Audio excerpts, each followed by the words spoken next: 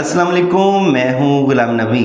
Students, इस video में हम 11th क्लास की जो कंप्यूटर साइंस है उसके दूसरे चैप्टर का जो टॉपिक देखने वाले हैं वो है लॉजिकल ऑपरेटर्स।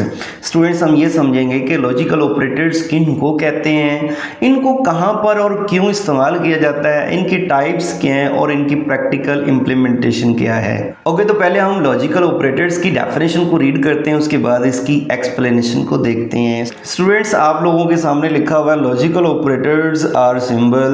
ये भी स्टूडेंट्स एक्चुअली सिंबल ही हैं, यूजुअली यूज टू कंबाइन। इनको इस्तेमाल क्यों करते हैं? कंबाइन करने के लिए। किसको कंबाइन करना है? Two or more relational expression, दो या दो से ज़्यादा रिलेशनल एक्सप्रेशन को कंबाइन करने के लिए।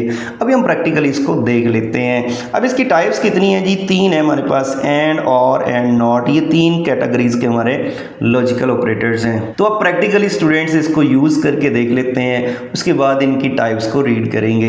स्टूडेंट्स, यहाँ पर देखें तो आपके सामने मैं एक वेरिएबल बना रहा हूँ x और उसको वैल्यू दे रहा हूँ 30, एक और वेरिएबल बना रहा हूँ y और उसको वैल्यू दे रहा हूँ 20, और एक z वेरिएबल बना रहा हूँ उसको वैल्यू दे रहा हूँ 10। आपके सामने एक मैं प्रिंट स्टेटमेंट यूज़ कर रहा हूँ और प्रिंट स्टेटमेंट के अंदर एक रिलेशनल एक्सप्रेशन लिख रहा हूँ x ग्रेटर देन y है या नहीं।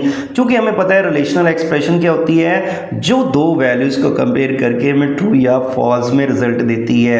तो स्टूडेंट्स, यहाँ पर देखिए हम ये चेक कर रहे हैं कि क्या x की वैल्यू y से बड़ी है या नहीं। x की वैल्यू 30 है, y की वैल्यू 20, तो यस x की वैल्यू y से बड़ी है। तो अगर हम इस प्रिंट स्टेटमेंट को एग्जीक्यूट करें तो हमें ट्रू में आंसर मिलना चाहिए। तो इसको एग्जीक्यूट करते हैं तो यहाँ पर देखिए आपके सामने जो है वो ट्रू में रिजल्ट आ रहा है। ओके जी, ये तो थी एक रिलेशनल एक्सप्रेशन। अब मैं आपके सामने एक और रिलेशनल एक्सप्रेशन लिख दूं x ग्रेटर देन z, तो अब क्या हो गया, ये दो हमारी रिलेशनल एक्सप्रेशंस होगी।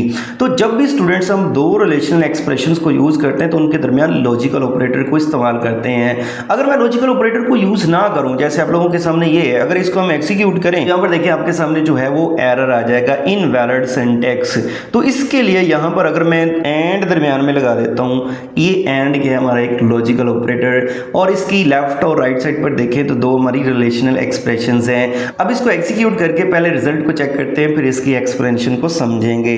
मैंने इसे एग्जीक्यूट किया तो यहाँ पर देखें तो आंसर ट्रू आ रहा है। तो स्टूडेंट्स, जब भी हम दो रिलेशनल एक्सप्रेशंस को यूज करते हैं तो दरमियान में कोई ना कोई लॉजिकल ऑपरेटर यूज करते हैं।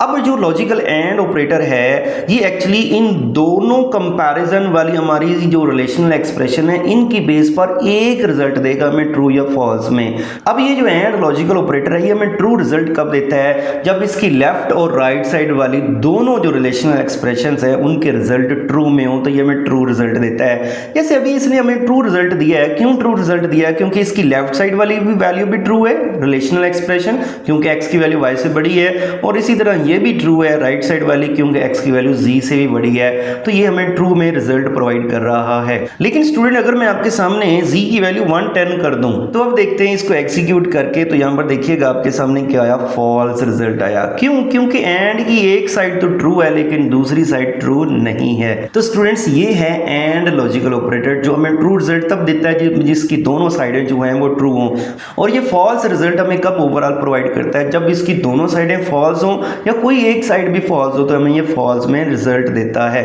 तो स्टूडेंट्स, ये अपनी डेफिनेशन को बयान कर रहा है। क्या डेफिनेशन हमने पढ़ी कि ये दो या दो से ज़्यादा रिलेशनल एक्सप्रेशन को कंबाइन करता है। तो ये देखें, दो या दो से ज़्यादा रिलेशनल एक्सप्रेशन को कंबाइन कर रहा है। एक और भी हमारे पास लॉजिकल ऑपरेटर है जिसे हम और लॉजिकल ऑपरेटर कहते हैं। यहाँ पर एंड की बजाय आप और को यूज़ कर लें। अब और जो है ये और तरीके से काम करता है एंड की बजाय।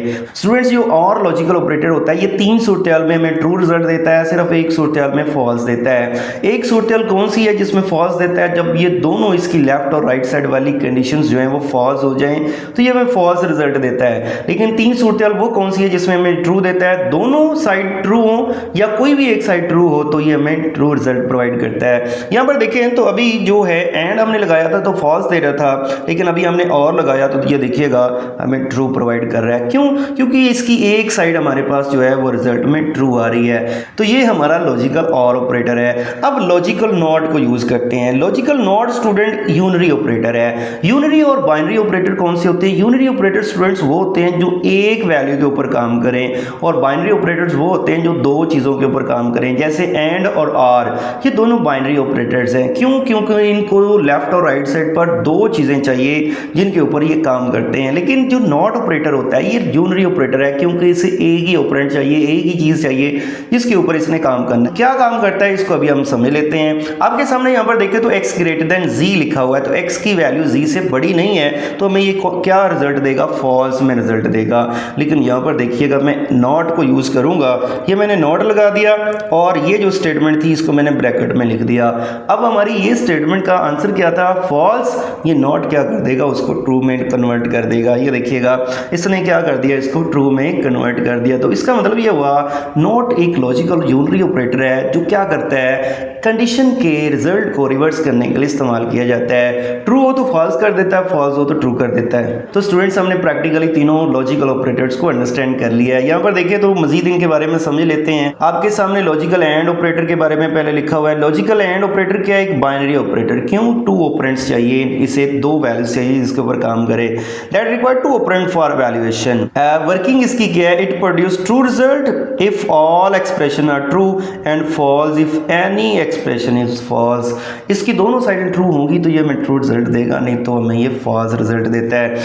इसके बारे में देखें तो स्टूडेंट्स आपके सामने एक ट्रूथ टेबल भी बना हुआ है। यहाँ पर देखें तो ये लास्ट वन एक सूरत-ए-हाल में हमें ट्रू दे रहा है जब दोनों ट्रू हैं, और बाकी जो आपके सामने 3 सूरत-ए-हाल बाकी हैं उनमें ये हमें फॉल्स रिजल्ट देता है। उसके बाद और लॉजिकल ऑपरेटर है, इसके बारे में भी हमने देखा ये एक बाइनरी ऑपरेटर है। ये भी रिक्वायर्ड करता है 2 ऑपरेंड्स को, और ये ट्रू कब देता है, जब कोई भी एक एक्सप्रेशन ट्रू हो, और फॉल्स कब देता है, जब सारी एक्सप्रेशन मतलब लेफ्ट राइट साइड वाली जितनी भी कंपैरिजन वाली एक्सप्रेशंस हैं वो फॉल्स हों। तो यहाँ पर देखें इसका एक ही जगह पे फॉल्स लिखा हुआ है यहाँ पर, और बाकी 3 सूरत-ए-हाल में ये हमें ट्रू देता है। और उसके बाद लास्ट वन हमारे पास है logical not operator. It is a unary operator, it required only 1 operand for its evaluation. Working क्या है, इट रिवर्स और negate the boolean value of the operand if the operand is true. अगर हमारा operand के अंदर true value store है तो not make it false, if the operand store false it not make it as true. तो ये reverse करने के लिए यूज होता है। नीचे इसका टेबल बना हुआ है। स्टूडेंट्स ये थे हमारे लॉजिकल ऑपरेटर्स। होपफुली आप लोगों को अंडरस्टैंडिंग होगी। इस वीडियो को लाइक ज़रूर करना है और एक प्यारा सा कमेंट भी ज़रूर करना है। थैंक यू, अल्लाह हाफिज़।